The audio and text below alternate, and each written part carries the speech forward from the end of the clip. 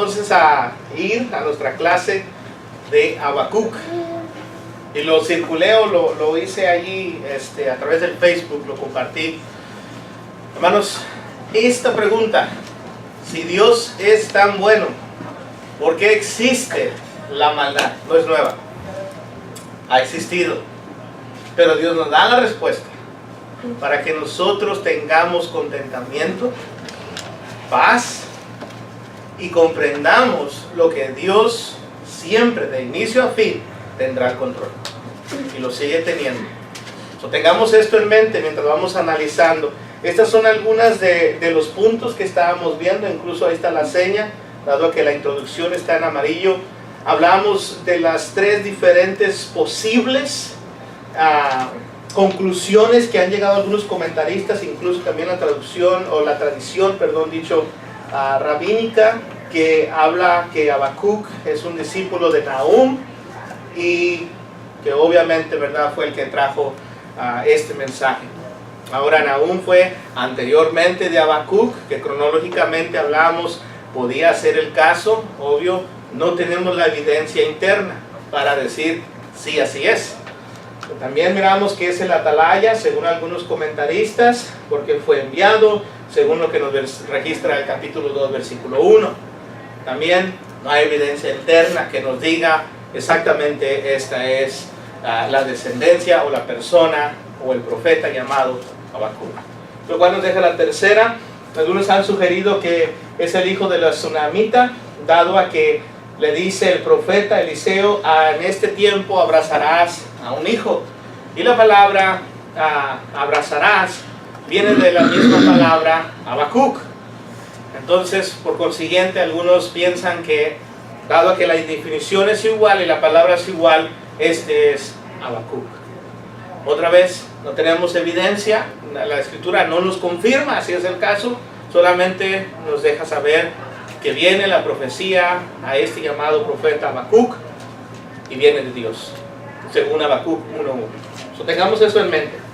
Ahora, con esto, que fue lo último que vimos, vamos a continuar. Hablamos sobre, no sé si alcanzamos a ver esta diapositiva, si no, yo en mi mente, obvio, porque lo he estado repasando, lo tengo. La palabra para Habacuc empieza con la CH, según en el hebreo, sin embargo es silenciosa la C. Y le hablaba a nuestro hermano William, el lenguaje hebreo es rudo en la garganta, Habacuc, por eso es la CH, Habacuc.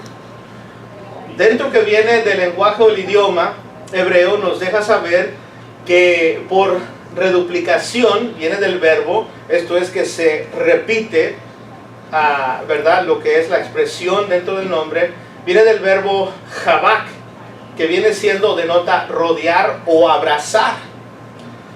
Y esta palabra, este verbo aparece varias veces en el Antiguo Testamento, y una de las veces que aparece es con esta de la historia de la tsunamita. Tenga eso en mente. Sin embargo, en ciertas ocasiones es acompañado con otro verbo, el verbo de besar. Y este verbo, por ejemplo, Eclesiastés 3, capítulo 3 y versículo 5, nos expresa esta intención. No sé quién nos pueda leer Eclesiastés 3 y versículo 5, por favor, para ver este pasaje. Recuerde, la palabra cuando se usa en otros lugares nos ayuda a comprender de cómo se entiende mejor cuando usted puede ver otro pasaje que define o explica de otra manera, ¿ok? Tenga eso en mente. ¿Quién lo puede leer? Eclesiastés 3:5.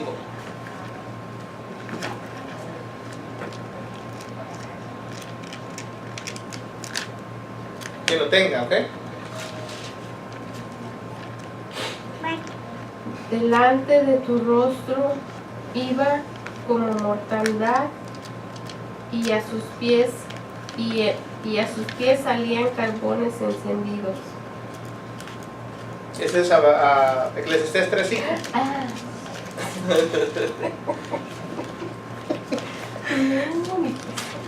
Y al menos que el carbón abrace la piel.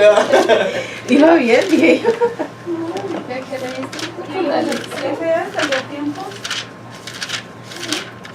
Es precioso. 3:5. 3:5, sí, claro. porque tiempo de partir piedras y tiempo de quitar piedras, tiempo de abrazar y tiempo de obtenerse de abrazar. Note que ahí dice tiempo de abrazar y tiempo de extenerse de abrazar. Hay un momento, hay un proceso y hay un obvio tiempo, una vez más, valga la redundancia, que va o nos expresa lo que es abrazar o llegar a tener. Ahora, usted diría, y hermano, y el verbo de besar, la expresión, hermanos, en cuanto al saludo.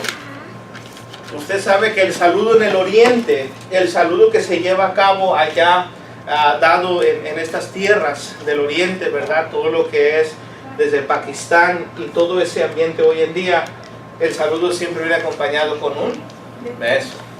¿Ok? So tenga esto en mente, el abrazo, el beso. Incluso algunas culturas, ¿verdad? En Latinoamérica también saludan de la misma manera. So tenga esto en mente. En sentido figurado se refiere a los oprimidos que se aferran o abrazan incluso las rocas en busca de refugio. Y note aquí lo que dice Job 24:8, ¿ok? Esto es en sentido figurado, metafóricamente, en otras palabras. No sé quién me pueda leer Job 24:8.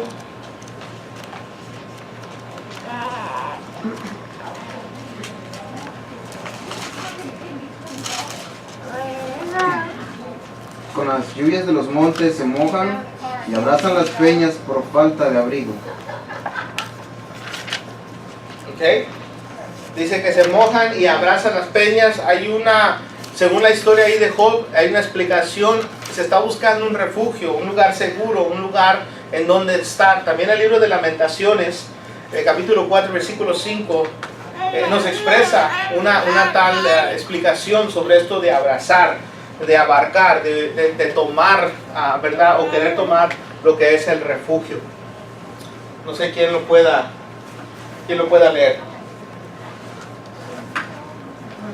¿Qué proverbio? Lamentaciones, ¿no? Lamentaciones, sí. 4, versículo 5. Está después de Jeremías. Dado que es el mismo autor, lo concluye cronológicamente, puesto en el mismo lugar.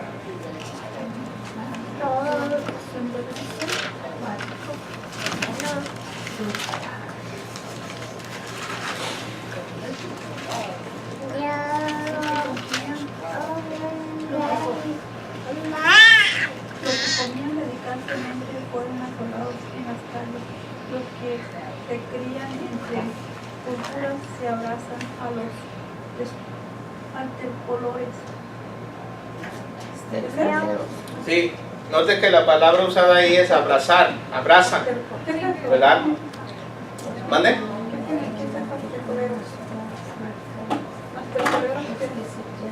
Bueno, vamos a leer en esta versión, porque la palabra no la tengo en la mente. Lamentaciones 4:5, ¿eh? Dice en esta versión, hermanos, más simplificada, porque hay palabras que a veces no se comprenden. Los que estaban acostumbrados a comidas finas están hambrientos en las calles, que es 4:5, ¿ah? Sí. Okay. Note que aquí no usa, en esta versión no usa la palabra abrazar, dado porque es sentido figurado, ¿ok? Pero la Reina Valera sí la usa en el sentido, usa la palabra abrazar. Y ahorita vamos a ver otro, si es que llegamos al versículo 1, la palabra masa, ¿verdad? Que significa profecía.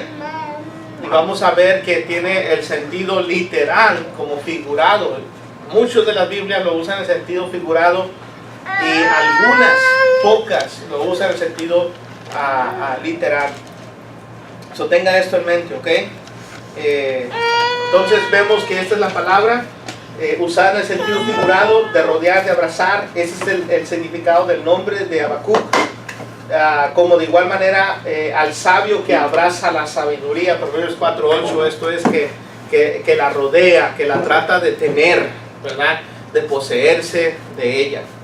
Ese no lo vamos a ver, hermanos, pero ténganlo en mente para que usted vea el significado del nombre de Habacuc y de dónde viene su origen. Ahora, lo expliqué la otra semana, lo vuelvo a decir ahorita. No hay más evidencia dentro de la Biblia sobre este individuo. Nomás los versículos que nos muestran sobre él en el libro de Habacuc. ¿ok? No hay más información.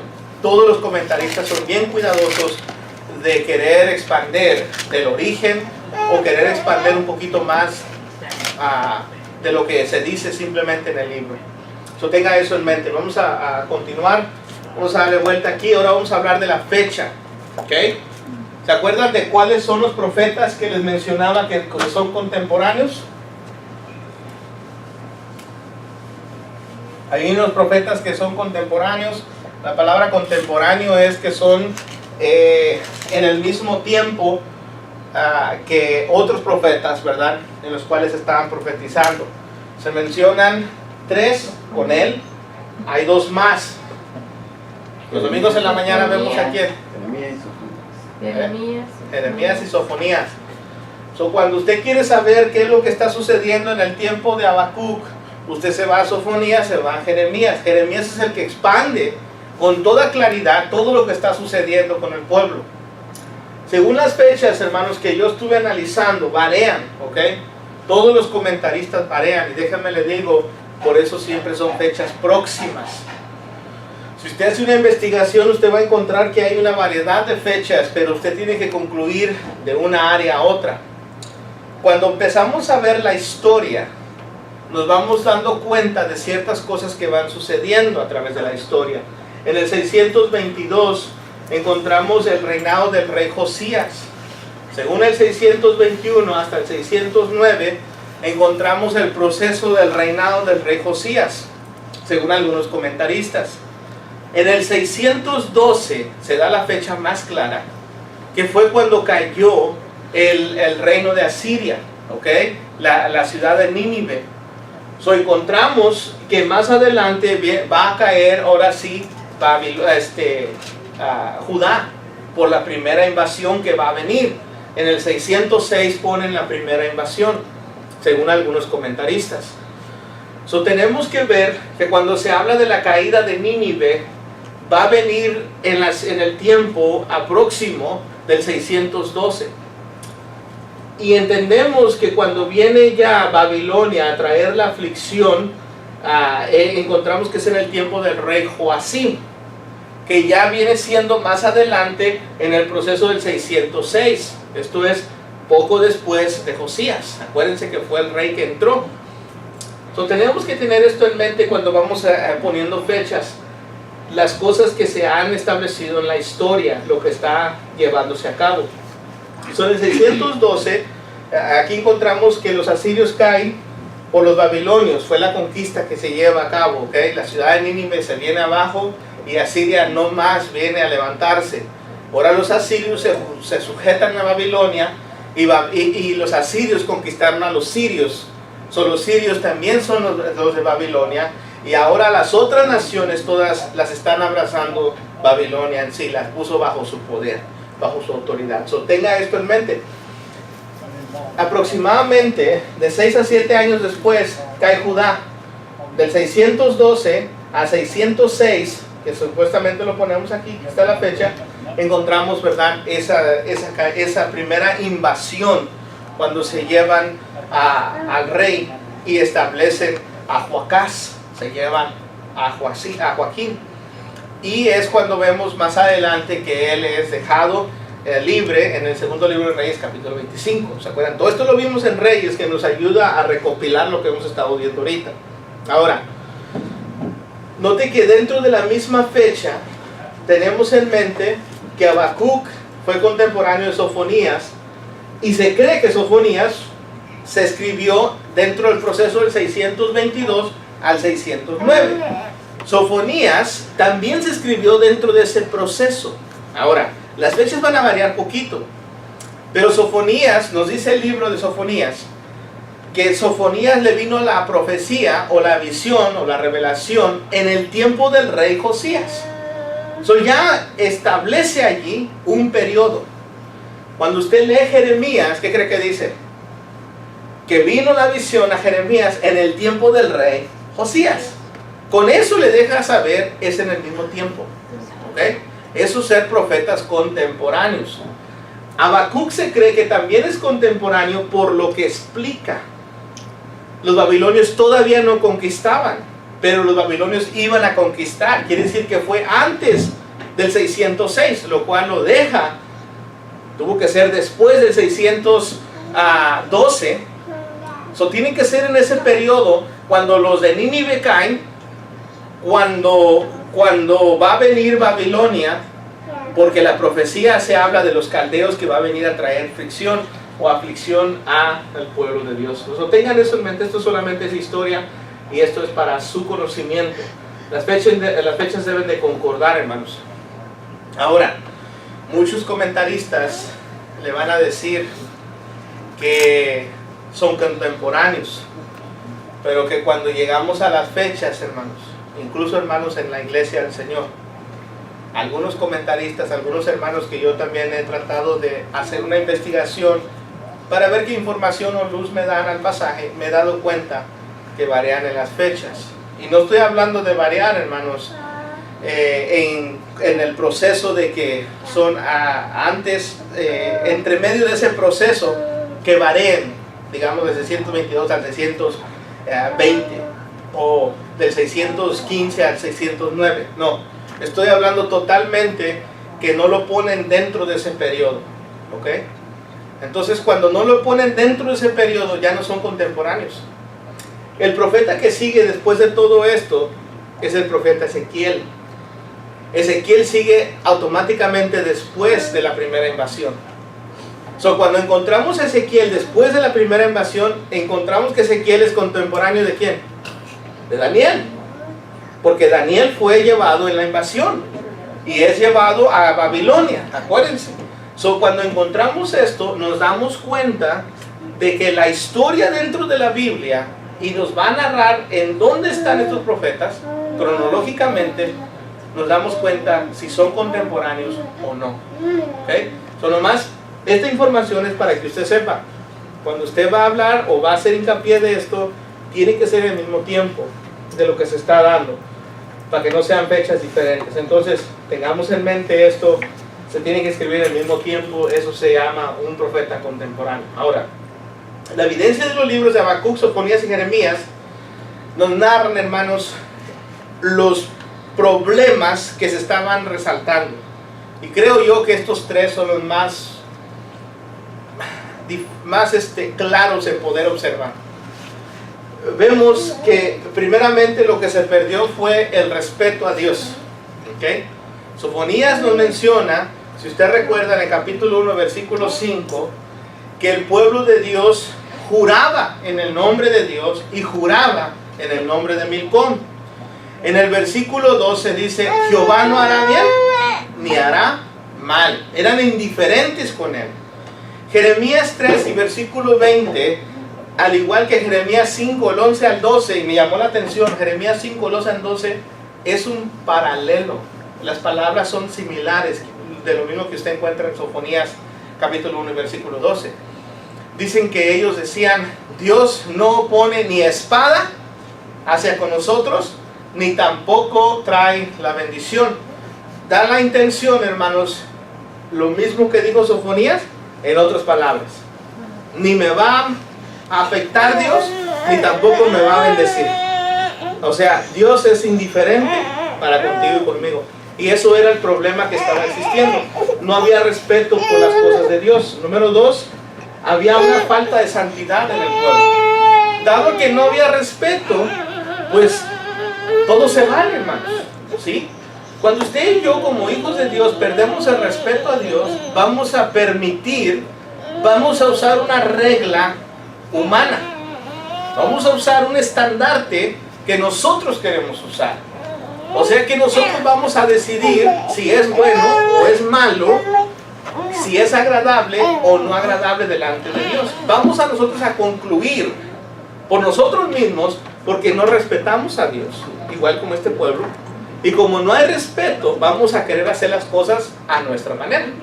Y eso es lo que estaba sucediendo en el tiempo de estos profetas, de Habacuc.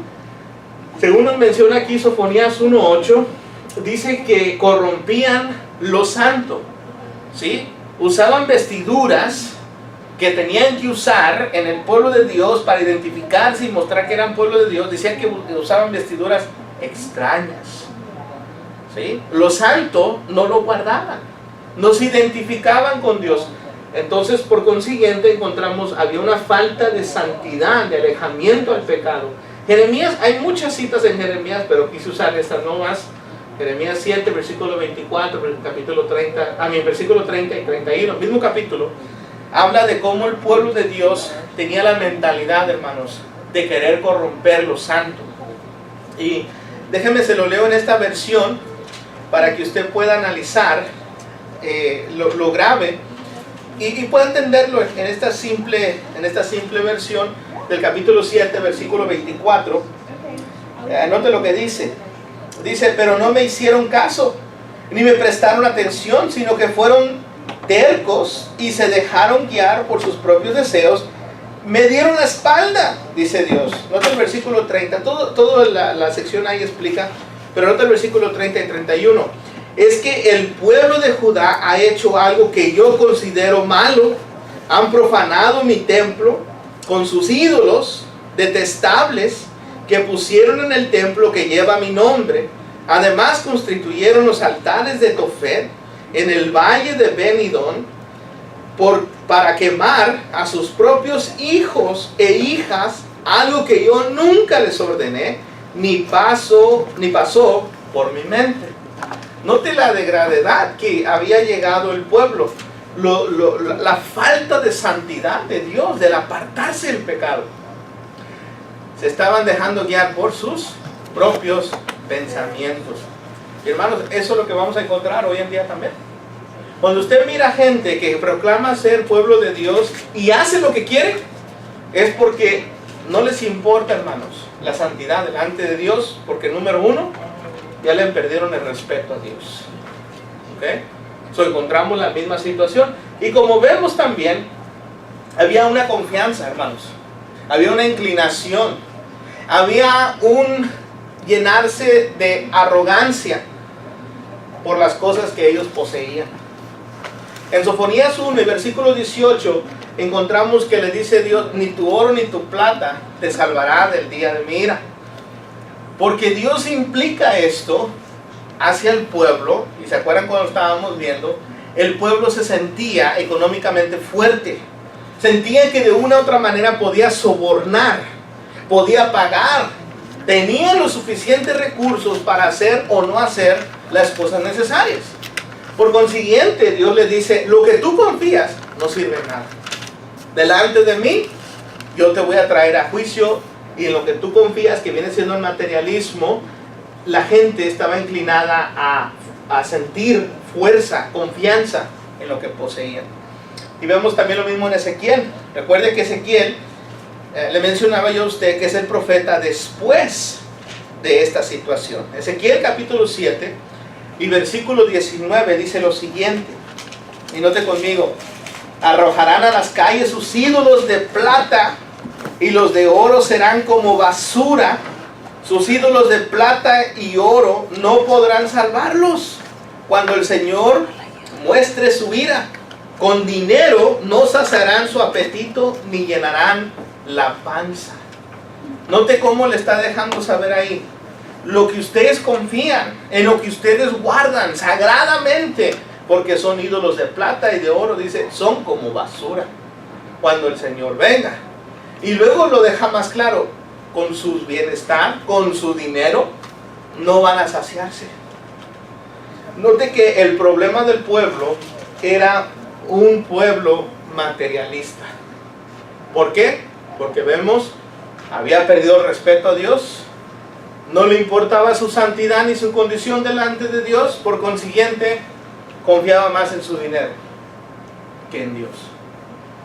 Y estas son las tres cosas, hermanos, que yo creo, esto es personal, que se exalta dentro de estos tres libros, que es el problema de todo lo demás que encierra dentro del pueblo de Dios. La indiferencia, la parcialidad, el ser mediocre, el ser corrupto, el ser fraudulento. Todo esto, hermanos, se encierra. ¿Por qué? Se perdió el respeto. Dos, no importa cómo te presentes delante de Dios, según la mentalidad de ellos, ¿verdad?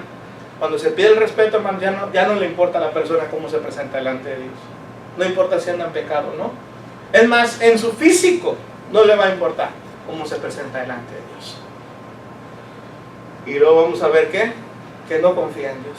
Confía más en lo que tiene, en lo que posee, en lo que el banco le puede dar o en lo que llega a tener. Y encontramos este problema. Esto es lo que estaba batallando el pueblo, hermanos. Por eso viene la pregunta. Cuando vemos el libro de Habacuc, le comentaba al hermano, dos cosas, dos temas centrales resaltan en mi mente. Número uno fue la pregunta que les hice. Si Dios es bueno, ¿por qué existe la maldad? El segundo tema central que podríamos también sacar de ese mismo libro es ¿por qué Dios permite que el justo sufra? Si ha escuchado que a veces la gente dice, ¿y eso que es cristiano? Mira cómo le va. Imagínate si no fuera cristiano. Imagínate si no fuera la iglesia. Mira cómo sufre. Bueno, este libro contesta eso también, hermanos. Este libro nos enseña a entender que cuando la persona justa dice, pero ¿por qué yo? Si yo trato de hacer la voluntad de Dios. Bueno, porque Dios tiene un propósito. Y las cosas que van a venir a nuestra vida a veces, hermanos, son por varias razones. Uno, el pecado, pero no todo el tiempo ese es el sentido. Dos, es por la injusticia que el mundo existe, que tú llegas a ser víctima de ello. ¿Sí? Y tres, son mensajes a veces que nos van a ayudar a fortalecer, a ser mejores personas. Ahora, esto es lo que la fecha y la información de la historia nos explica, para que usted se dé una idea qué es lo que está sucediendo, para cuando entremos del versículo 1 adelante de lleno, nos demos cuenta y podamos decir, ok, voy comprendiendo un poco el panorama, el escenario de lo que se está viviendo. Tenemos que conocer la historia. Ahora, déjenme le proveo 6 bosquejos del libro de Habacuc. ¿Okay? Son 3 capítulos. Capítulo 1 tiene 17 versículos. Capítulo 2 tiene 20 versículos. Y capítulo 3 tiene 19 versículos. Una totalidad de 56 versículos en esta información, en este pequeño libro. Déjame le doy el primer bosquejo. Del capítulo 1 al 3 encontramos este pensamiento que es la preocupación de Habacuc. Capítulo 1 y capítulo 2. Habacuc tiene una preocupación. Según el desarrollo que encontramos con este bosquejo y a través del libro, usted va a encontrar que este libro es una serie de pregunta-respuesta, pregunta-respuesta. ¿Ok? Capítulo 1 y 2 en eso se encierra. Primera pregunta o primera preocupación de Habacuc es, Señor, ¿juzgará Dios a Judá? La pregunta, ¿vas a juzgar a Judá? Del versículo del 1 al 4, Dios responde del 5 al 11. Dios le da la respuesta. Segunda pregunta, ¿juzgarás a Babilonia? Dado porque la respuesta que Dios le da, le dice, sí, lo voy a hacer a través de los caldeos. Habacuc dice, segunda pregunta, ¿vas a juzgar a los caldeos? ¿Vas a juzgar a Babilonia? Entonces Dios responde, capítulo 2, del 1 al 13. Después de la respuesta de Dios, a Habacuc le viene la promesa de 2 maneras. Y usted lo va a ver. Del versículo del 1 al 2 y del 3 al 19, vemos que se divide en 2 partes. Uno, Dios le trae a Habacuc a través de su palabra. Le trae la promesa. Y 2, por lo que Habacuc puede experimentar. Por lo que Habacuc puede ver. La salvación que Dios va a traer, la esperanza de la promesa que Dios va a hacer a través de o al profeta Habacuc, para que el profeta esté tranquilo, hermanos. Tenga satisfacción en la respuesta que Dios le dio. ¿Y sabe qué? Para que usted también esté tranquilo. Para que usted también tenga satisfacción de la respuesta que Dios da. Este es el primer bosquejo. Una serie de pregunta, contestación, pregunta, contestación. Hay otros bosquejos más simples, ¿ok? Nomás los voy a narrar, capítulo 1, capítulo 2, capítulo 3, pero ténganlo en mente. Ahora, vamos a brincarnos al segundo bosquejo, ¿ok? Tómenle una foto con su lente fotográfica, ¿verdad? O con su celular, una de 2. Y continuemos, ¿verdad? Para continuar. Segundo bosquejo, simple. La injusticia de Judá, ¿ok? ¿Por qué? Porque Habacuc empieza diciendo, ¿hasta cuándo, Señor? vas a permitir que tu pueblo o que el justo sea afligido. ¿Quién era el justo? Hablando de él. ¿Quién era del pueblo? Está hablando de su pueblo. ¿Había injusticia en Judá? Sí. Capítulo 2. Vemos que Dios responde, ¿se acuerdan? Va a venir el juicio a través de Babilonia. Pero Dios va a escoger una nación sanguinaria, una nación cruel, una nación pecaminosa. Entonces, es la injusticia a Judá. Primeramente, la injusticia de Judá. Segundo, la injusticia a Judá. Y tercero, la oración. Termina Habacuc orando por Judá. ¿Ok? Este es el segundo bosquejo. Muy simple, muy sencillo, hermanos. De antemano les digo, este bosquejo usted no lo va a encontrar en otro libro, en otro material. Es algo que su servidor ha estado pensando, meditando y ha sido ayudado por otros libros. Tercer bosquejo. Vemos la primera perplejidad. Cuando uno se queda perplejo, hermanos, es cuando uno se queda confuso, como que no entendiste la primera situación o no entiendes la situación que está pasando. Habacuc está perplejo, está confundido, no sabe por qué hay tanta maldad. Segunda preocupación, está confundido, no entiende por qué Dios va a usar una nación sanguinaria para traer castigo a su pueblo. Y tercero, encontramos, Dios le va a afirmar, mira, yo tengo la autoridad y yo tengo el juicio, yo controlo eso. Capítulo 2 del 4 al 20. Y número 4, entonces Habacuc termina exaltando a Dios. ¿Ok? Según este es el bosquejo número 3. Capítulo 3 del 1 al 19 encontramos el cuarto punto. ¿Ok? Ahora, note el bosquejo número 4. Todos son simples y sencillos. Si ustedes quieren, yo se los puedo pasar después. Pero si no, y puede la oportunidad, tómele foto con su celular. Es más rápido que lo pueda usted ver y escribir en su celular, ¿verdad? Que tenerlo de aquí. A veces el tiempo, obvio, queremos cubrir los 6 para continuar. Bosquejo número 4, el juicio de Dios a Judá, capítulo 1. Número 2, el juicio de Dios a Babilonia, capítulo 2. Y número 3, la oración por la voluntad de Dios. Esto es, Habacuc termina orando otra vez, reconociendo que la voluntad de Dios se lleva a cabo y va a haber la salvación de Dios. ¿Okay? Este es el cuarto bosquejo. Ahora, el quinto, voy a explicar un poquito más, porque ese es el que voy a usar a través de la explicación de la Biblia. No son muchos los puntos ni está elaborado, pero esto es. ¿Ok? Al rato lo vamos a elaborar más grande. Número 1, ¿por qué hay tanta maldad en el mundo? Capítulo 1 y 2.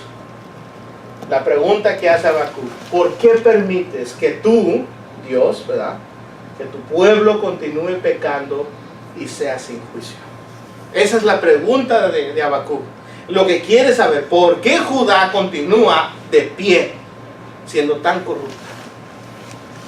Dios le manifiesta, hermanos, que todo a su tiempo. ¿Sabe que a veces nosotros somos bien desesperados y queremos que las cosas sucedan?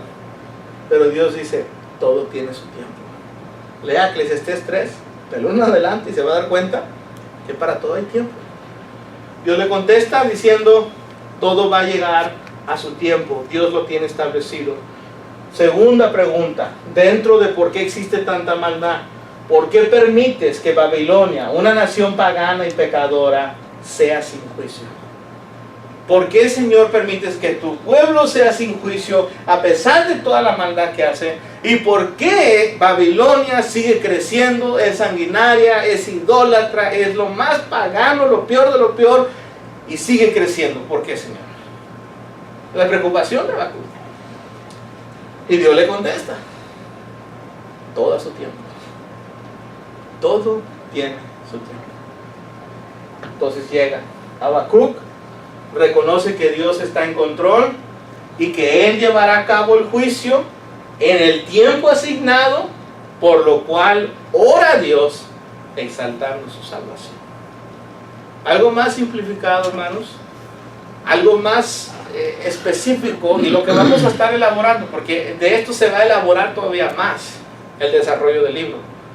Pero esto es lo que vemos viendo. La pregunta primordial es, ¿por qué? ¿Por qué? ¿Por qué tanta maldad si tú eres bueno? Y eso, hermanos, no crean que los ateos lo han inventado los filósofos de hoy en día. No. Eso es algo que ha existido, que continúa existiendo, y la gente como usted y yo, y como Habacuc, estamos queriendo una respuesta. Y Dios permite que usted y yo cuestionemos a Dios. Dios lo permite. Pero tenemos que concluir de la cuestión. Tenemos que aceptar la respuesta que Dios nos da. Y lo vamos a ver a través del libro. Y último bosquejo. Habacuc se queja. ¿Ok? Este me gustó. Porque Habacuc empieza el capítulo 1 y capítulo 1 entero a quejarse. Señor, ¿por qué la maldad? Señor, ¿por qué Babilonia? ¿Y sabe lo que hace en el capítulo 2? Aquí solamente habla Dios. Habacuc, escucha, calla.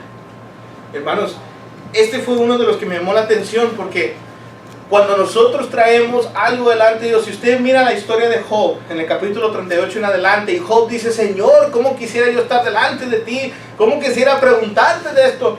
Luego va a Dios y le responde a Job, le dice, ¿verdad? Cíñete los lomos, vamos a hablar, me toca hablar a mí. Y luego dice que la escritura que Job cae en rostro a cara y reconoce a Dios.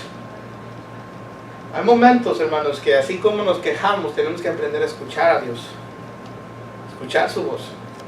Y vamos a concluir como Habacuc, vamos a orar. Si se quejan, hermanos, si llegamos a quejarnos delante de Dios, aprendamos a escuchar a Dios. Y va a ver que vamos a terminar orándole. Vamos a terminar exaltándole. Vamos a terminar glorificándole.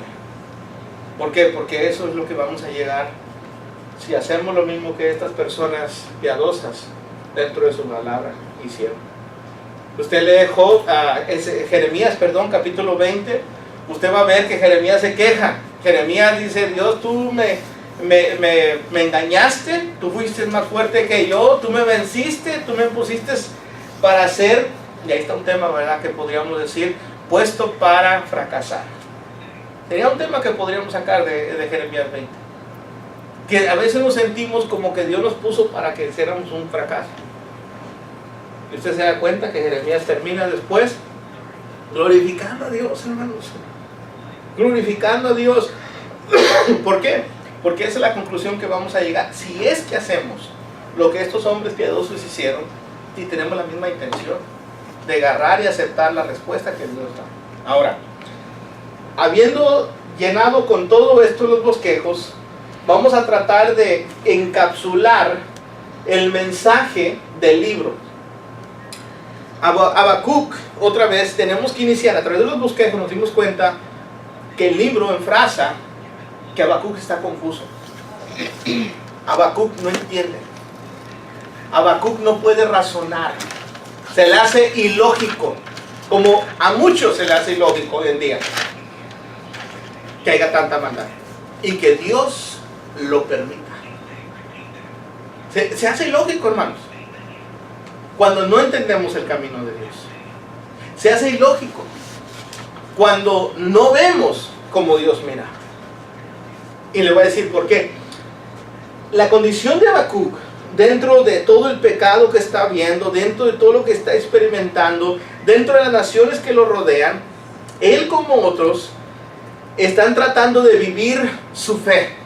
A lo mejor usted está tratando de vivir su fe, lo mejor posible, hermanos. Yo espero que sí. Yo quiero creer que ese es el caso de usted.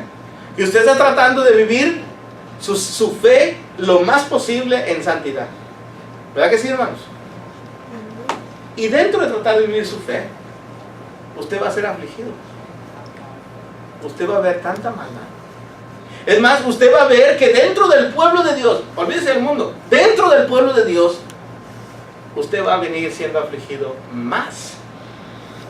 Usted va a ser rechazado tal vez. Usted tal vez va a ser ofendido. Usted tal vez va a ser esclavizado hasta cierto punto por la misma gente de Dios. Y se va a preguntar usted, ¿por qué hay hermanos como los que hay? que quieren a veces sacar lo mejor de ti. Y quieren sacar de ti algo. Habacuc es este individuo. Se trata de vivir la vida y encuentra la aflicción y lo encuentra del pueblo de Dios. Entonces Habacuc cuestiona a Dios.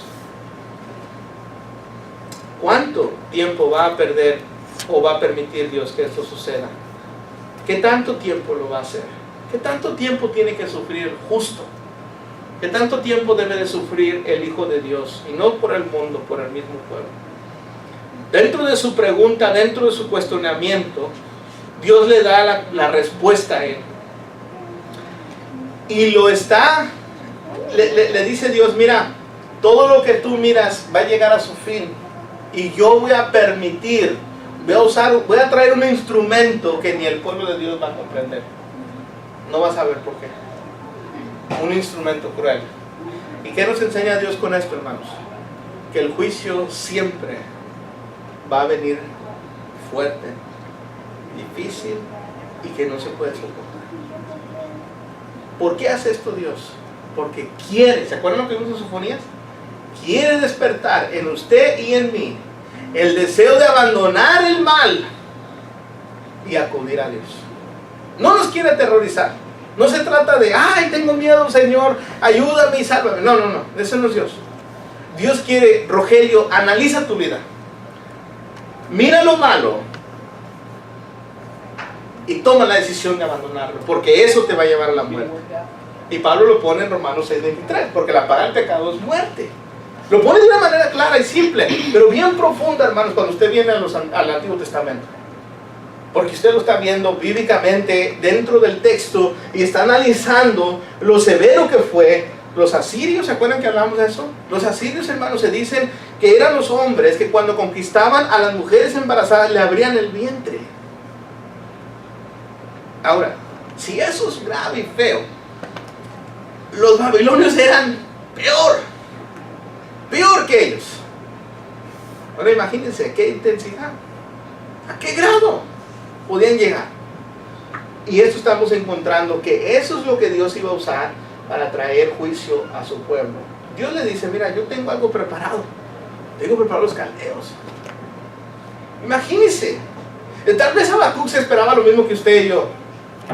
No, mira, Habacuc, ya voy a traer a fin todo, voy a purificar mi pueblo y le voy a dar la santidad que necesita. Voy a deshacerme de todos los malos y los voy a poner acá a los buenos. Y eso fue lo que dijo, pero en otras palabras. ¿Cómo lo vas a hacer, Señor? Pues tiene que venir alguien.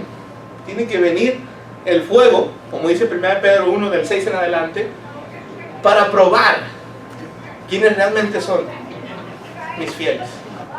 Así como el oro se prueba por fuego, y lo esencial, lo puro, lo maravilloso queda, y lo impuro se quema, se deshace, se va.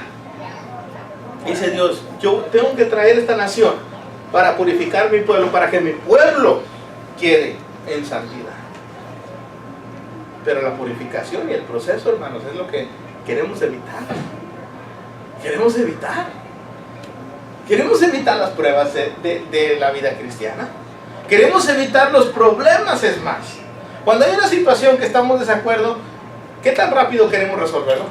Híjole, ¿no? ¿Sabes qué? Preferimos que pase poquito tiempo para ver si se van calmando las cosas. Y luego, si hay chance, las tomamos. No, hermanos. Tenemos que entrarle. Es difícil. No queremos, pero no podemos evitar. No podemos evadir nuestra responsabilidad. Dios quiere que las cosas se lleven a cabo de una manera correcta. Entonces, cuando Dios le contesta, ¿qué cree? Causa confusión. Señor, no entiendo. Sigo sin entender. Hay maldad, hay pecado, y quieres corregir esto con algo peor. No lo entiendo. No lo comprendo. Este es Habacuc. Dios le vuelve a contestar que Él llevará a cabo su juicio de una manera y va a castigar después a los caldeos. Es decir, yo voy a traer juicio y mismo Babilonia será juzgado después. Pues entonces, ¿por qué traer a los babilonios si los vas a juzgar? Bueno, porque Dios tiene un propósito. Habacuc entonces concluye, hermanos, a través de analizar y meditar, que lo único que puede hacer es, Dios está en control, no está en tus manos. El juicio de otra persona, hermanos, el fin de esa persona, no está en la mano de usted, ni en la mano mía, está en la mano de Dios. ¿Qué tenemos que hacer? ¿Qué tenemos que hacer, hermanos? Habacuc 2:4 nos dice, mas el justo por la fe vivirá. ¿Qué es nuestra responsabilidad? Vivir bajo la justicia de Dios. Lo quieran los demás o no lo quieran, mi responsabilidad es vivir bajo la justicia de Dios. Sufra o no sufra, mi responsabilidad es vivir bajo la justicia de Dios. Y al final Dios se va a encargar de aquellas personas. Al final Dios se va a encargar de los que no quieren hacer su justicia. Eso es lo que todo el mensaje, hermanos, encierra. Lo esencial. Ya se nos ha ido el tiempo, pero en esta vamos a acabar, porque quiero que usted lleve esto. Usted y yo, como Habacuc, debemos de reconocer que los pensamientos de Dios no son nuestros, ni los caminos de Dios no son nuestros. Isaías no se equivocó al traernos estas palabras. No sabemos por qué Dios actúa de la manera que actúa. No sabemos por qué Dios hace lo que hace. Lo único que tenemos nosotros, no podemos ni cuestionarlo, tenemos que aceptar. Y eso fue lo que hizo Habacuc. Aceptó. Señor, esta maldad existe y tú la permites y la vas a juzgar y esto se va a acabar. Tú tienes el control. Mi responsabilidad es vivir bajo tu juicio, bajo tu palabra, bajo tu voluntad, manifestar mi fe. Por eso, hermanos, el Evangelio está centrado en Habacuc 2:4. Si usted lee Romanos 1:16 y Romanos 1:17, dice, porque en la justicia de Dios se revela. Hermanos, se revela la salvación, se revela el juicio, se revela la fe. En la justicia de Dios se va a manifestar quién realmente está bajo el camino de Dios, quién lo entiende, quién no lo entiende. Y Habacuc eso es lo que quiere manifestarle. No vamos a comprender todo de Dios, pero sí tenemos que aceptar. Por eso, Deuteronomio 29:29, Moisés no se equivocó al escribir esto. Dijo, las cosas secretas le pertenecen a Dios, mas las reveladas son para ti, para mí, para vuestros hijos, para que las pongamos por obra. Olvídate de lo que sabes o no sabes de las cosas de Dios. Ponte y preocúpate por lo que está escrito. Porque eso es lo que Dios espera de ti. Eso es lo que Dios espera de mí. Y Romanos, toda la epístola, hermanos, y el Evangelio está centrado en vivir la fe. Bajo cualquier circunstancia. Su responsabilidad como hijo, como hija de Dios, es vivir en santidad. Es vivir bajo el mandamiento de Dios. Y eso vamos a transmitir y manifestar. No es un libro, hermanos, maravilloso. No es un libro que podemos decir, wow, ¿qué tan importante es escuchar esto? Recuerde, va a ser justo por la fe o por su fe. Va a vivir, la va a llevar a cabo. El que es justo va a vivir. ¿Hasta cuándo, Señor, vamos a permitir? ¿Se acuerdan Apocalipsis? Vienen aquellos que se levantan hacia el trono de Dios y le preguntan, Señor, ¿hasta cuándo van a morir tus santos? ¿Se acuerdan? ¿Cuándo vas a permitir eso? Dios dice, espérate. Recuerde Habacuc cuando usted escuche el lenguaje de Apocalipsis, que estos individuos reclaman, Señor, ¿cuándo vas a llevar a cabo el juicio? Le dice lo mismo, todo tiene su tiempo. Yo estoy en control. Va a venir un tiempo, esto va a cesar cuando yo diga. Y dice Dios, tranquilo, confía en mí, yo me voy a encargar de todo. Yo todo esto lo voy a controlar. ¿Qué lo encuentra en Apocalipsis capítulo 4 y 5? Jesucristo, el Padre, están en el trono, tienen todo el dominio y el control, nunca lo han perdido. ¿Qué es nuestra responsabilidad? Confiar en Dios y vivir en santidad. Amén, hermanos.